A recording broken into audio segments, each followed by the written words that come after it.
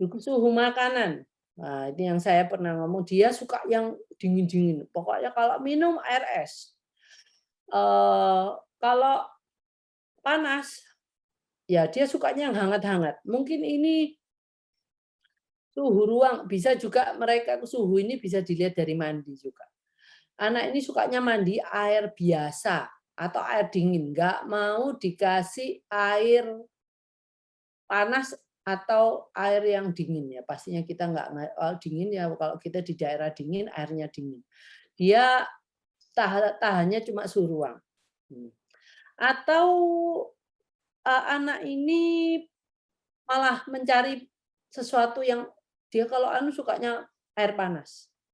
Nah, itu kalau Ibu melihat ini, mungkin bisa melihat kita sendiri. Kita sendiri juga ada kecenderungan, sukanya ada yang suka air hangat, ada yang suka air dingin. Nah, itu Ibu bisa kita bisa menilai diri kita sendiri, kita sebenarnya ikut yang mana.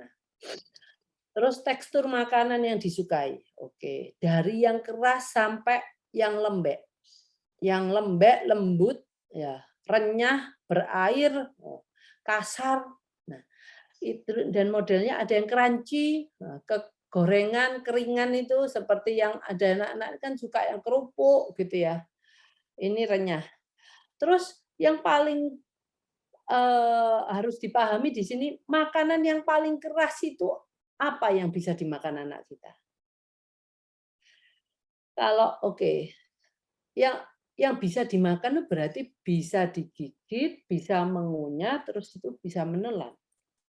Ya, yang bisa dimakan oleh anak kita. Nah, ini tolong ini adalah sesuatu kalau bisa Ibu mengatakan memberitahu saya makanan paling kerasnya apa? Ini boleh dipilih yang mana yang dia suka. Boleh lebih dari satu nggak apa-apa. Ya, jadi untuk makanan ini Ibu bisa lebih dari satu milihnya nggak apa-apa. Ya, makannya bagaimana. Nggak harus cuma satu. Terus kalau membuat laporan makan itu gini loh, mengunyah dengan gigi samping tidak sempurna 5 kunyahan, menggigit bisa, mengambil makanan padat atau cair dari sendok bisa dengan gigi, menyeruput tidak bisa. Menyeruput itu ya kalau kita sama kuah sayur atau kita memberikan air putih itu sebenarnya bisa membuat anak kita itu berlatih menyeruput supaya melatih kekuatan bibirnya. Ya, tetapi ya itu memang banyak anak-anak yang nggak bisa menyeruput dengan air putih. Nah, itu perlu latihan. Oke. Jadi kalau Ibu mungkin bisa memberikan info untuk menyeruput itu bisanya apa atau tidak bisa, nah kita bisa tahu bahwa itu latihan yang bisa Anda lakukan di rumah. Menunggu makanan dimasukkan dalam mulutnya, ya bisa, kebanyakan bisa itu. Dia cuma pasif menunggu. Rasa makanan atau minuman yang disukai. Nah, itu asam, pedas, asin. Suhu makanan sukanya hangat dan dingin. Tekstur makanan atau minuman yang disukai adalah dia suka makanan yang keras-keras. Mungkin kayak itu kue bahagia mungkin ya itu ya. Itu kan harus keras gitu ya. Tidak mau yang lembek-lembek seperti bubur atau kue basah yang kue lapis, apa dia nggak suka yang seperti itu. Nah, Ibu bisa buat laporan seperti itu untuk makan yang nomor 6. Oke. Yang nomor 7, sensitivitas wajah. Saya ingin Ibu bisa memberikan saya inputan wajahnya ini dia itu gini, ada yang anak dipegang aja atau kena apa saja di wajahnya dia menghindar. Ada anak yang suka malah digosok-gosokkan di wajahnya, pokoknya mungkin ada boneka, dia peluk bonekanya, dia terus dia gosok-gosokkan wajahnya di boneka yang mungkin banyak bulunya atau kasar. Terus bisa juga pada waktu kita waslap, ada anak yang menolak, nggak mau, aku nggak suka diwaslap. Nah, itu menolak itu bisa menolak atau mau atau senang sekali. Mau sama senang sekali itu frekuensinya atau kualitasnya. Dan kuantitasnya yang bisa dilihat. Dia kalau senang, dia menggeseknya tuh dengan semua di wajahnya tuh digosokkan ke wajahnya. Mungkin ini digosokkan, apa ya, dia pengen tahu. Mungkin permukaannya semakin kasar, semakin senang dia. Nah, itu kita analisa. Biasanya dia itu kok mencari. Walaupun tidak ada, dia bisa mencari barang-barang di sekitarnya. Atau pada waktu dicium, dia menolak. Atau senang sekali dicium. Atau dia senang sekali mencium dengan sampai, ya, kalau dia itu bagi dia. Jadi dia itu kalau dia yang mencium dengan keras, jadi dia juga perlu. Dia itu hipo, pengen merasakan lebih. Nah, kalau dia juga ingin dicium dengan keras, ya, dia mungkin akan menekankan pipinya lebih keras lagi ke mulut kita. Oke. Potong rambut. Nah, cara potong rambut ini bisa buat kalau dia menolak sekali, rewel sekali potong rambut, kebanyakan dia hiper ya. Karena satu, bisa hiper dari suara klipernya, bisa hiper dengan suara dengan itu rambut yang jatuh-jatuh ke dia, jadi sensori perabannya itu yang hiper. Oke, cuci muka. Dia mungkin kalau kita cuci muka mungkin kita pakai semprot gitu ya, wow dia menghindar itu. Dia sukanya cuci muka dia pelan-pelan. Nah, itu dari dia cara-cara dia bagaimana memperlakukan wajahnya, itu kita tahu kira-kira dia yang normal atau yang hiper atau yang hipo gitu ya. Noda makanan, biasanya ada anak yang dekat ada noda dikit aja, mungkin kena saus dikit, wow dia bingung, harus dicuci sekarang, nggak bisa. Ada anak yang nggak peduli walaupun mukanya berlepotan dengan makanan yang dia bisa makan, dia nggak peduli. Jadi kayak orang nggak merasa. Nah, oke. Itu kalau yang nggak merasa itu berarti anaknya hipo, anaknya yang terlalu sensitif itu hiper. Oke. Itu nomor 7 ya, Bu ya. Hari ini kita akan membicarakan sebanyak 12. Oke, saya berusaha ngebut supaya bisa tahu semua. Semua bisa kita bicarakan hari ini. Cara membuat laporan sensitivitas wajah, caranya seperti ini ya. Cuci muka mau dengan air ruang, dicium mau dengan orang yang dikenal. Nah, kalau dia cuma mau dengan orang yang dikenal, itu juga satu informasi buat saya. Berarti dia mau, cuman dia sudah punya pengetahuan emosional bahwa ada orang yang dikenal, ada yang orang tidak dikenal. Jadi dia lebih advance lagi daripada anak yang mau dengan siapa saja. Dia tidak bisa membedakan dong orang yang dikenal dengan orang yang tidak dikenal. Oke, kalau waslam, waslam itu kan ada yang kasar, ada yang halus. Mungkin ini kok sambal sih, sambil. Jadi untuk waslam mungkin bisa dilihat, dia lebih prefer yang mana. Oke, kalau dia kasar menolak, coba dikasih yang lebih halus lagi.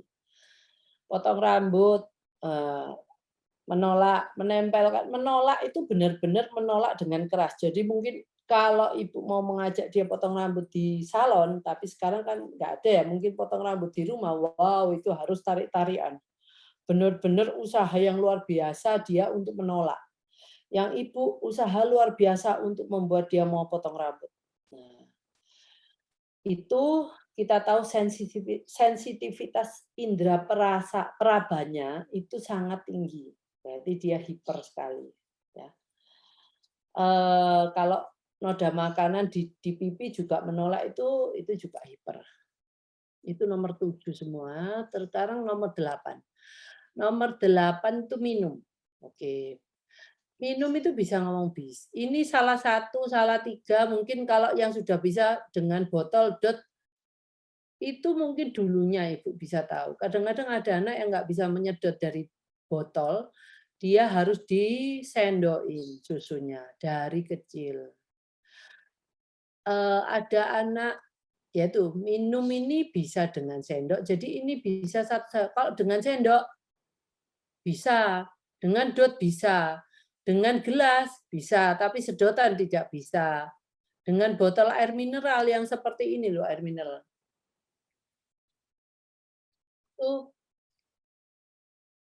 Ibu bisa lihat dia bisa, kayaknya keluar dari mulutnya, jadi dia perlu kekuatan bibir itu untuk mengontrol supaya, air ini nggak keluar mmm, dari ini, apa, eee, bibir. Ini cara membuatnya seperti ini, ya bisa, yang tadi ngomongnya bisa, tidak sempurna, tidak bisa, itu bisa, kalau umpamanya anak Ibu ngomong nggak konsisten, kadang-kadang bisa, kadang-kadang nggak bisa. Mending kita katakan tidak bisa, tidak sempurna, karena dia memang, eee, belum bisa, gitu. Jadi kita bisa adakan latihan-latihan itu, Bu, sampai anak kita bisa menguasai skill-skill itu. Jadi motorik itu sangat penting. Ini kalau minum itu salah satu kan, untuk melatih kemampuan motorik oralnya, Bu. Nah, oke. Menyedot, itu juga. Itu biasanya kita kita kenapa kita, bicarakan kemampuan menyedot, meniup, itu saya, pa pakai sesi khusus karena ini menyedot itu bukan cuma bibir, tapi lidah juga bekerja. Jadi kita di sini, pertama yang paling gampang air putih biasa, susu itu agak berat, ya. Jus buah itu agak berat tergantung buahnya, kayaknya jus buah semangka itu lebih gampang daripada jus buah jambu, ya. Tapi kalau buah jambunya dikasih air banyak, ya mungkin sama intensitasnya sama semangka. Jadi di sini tuh maksud saya apa, eee, ibu dan bapak itu bisa mulai dari yang paling gampang, air putih. Tapi air putih ada anak yang, "Aduh air putih aku nggak suka." Nah mungkin dengan latihan waktu kita mau melatih dia, dia sukanya mungkin air es, ya udahlah pakai air es selama dia mau, melakukan gerakan itu, latihan melatih itu. Atau es sirup, ada gulanya dikit. Nah, itu ya. Eee, jadi smoothies itu yang saya tahu itu yang paling kental. Atau Ibu bisa bawa pakai agar-agar tapi yang agak ini ya, yang bisa disedot, jadi nggak keras sekali, jadi bisa disedot. Nah, cara melaporkan, eee, kemampuan menyedot nomor 9 ini adalah seperti ini ya, air putih bisa, sedotan. Nah, sedotannya ini, sedotan itu ada kalau Ibu bisa juga membuat satu kalau dia sudah air putih bisa, coba diganti sedotannya. Biasanya kita pakai sedotan biasa toh, ada sedotan yang besar, ada sedotan aqua yang kecil itu ya. Nah, dia biasanya sih lebih gampangnya sedotannya besar, ya, atau yang biasa. Tapi kalau aqua itu dipastikan itu sulit, karena dia harus, mengecilkan lidahnya dan bibirnya dengan lebih rapat lagi. Nah, selain sedotan yang bisa dikombinasi, juga materi yang kita sedot. Ya, sedotan besar itu pasti tahu ya Ibu Bapak, yang besar itu yang biasanya kita kalau, minum yang ada yang apa, jelinya, supaya jelinya bisa kita sedot sekali, sedotannya kan harus besar, oke. Eee, meniup. Nah, meniup ini sebenarnya ada satu yang saya baru ingat. Ibu bisa meniup pakai air, pakai sedotan itu. Jadi meniup pakai, dengan sedotan. ke air, jadi dia akan kelihatan bubble-nya dan itu membuat mereka senang dan encourage mereka untuk meniup lebih panjang lagi. Jadi ini saya kasih ini contohnya ditambah meniup meniup dengan sedotan. Ini sangat menarik, sangat menyenangkan. Nah, sedotannya itu, Bu, kalau Ibu kan pasti pada waktu ditiup, meniup dengan sedotan pada gelas. Nah, gelas air, isinya air. Airnya itu air biasa aja. Kalau kita anak-anak biasa, kita pakai air sabun bisa. Jadi kelihatan ada bubble-nya. Tapi kalau takut tertelan, mending air biasa, jangan pakai air sabun. Nah, bubble itu bisa dengan sedotan besar untuk meniup tempat bubble-nya,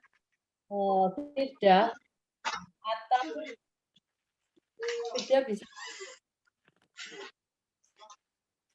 atau bisa meniup. Tolong dimatikan yang itunya ya. Ada suara speakernya.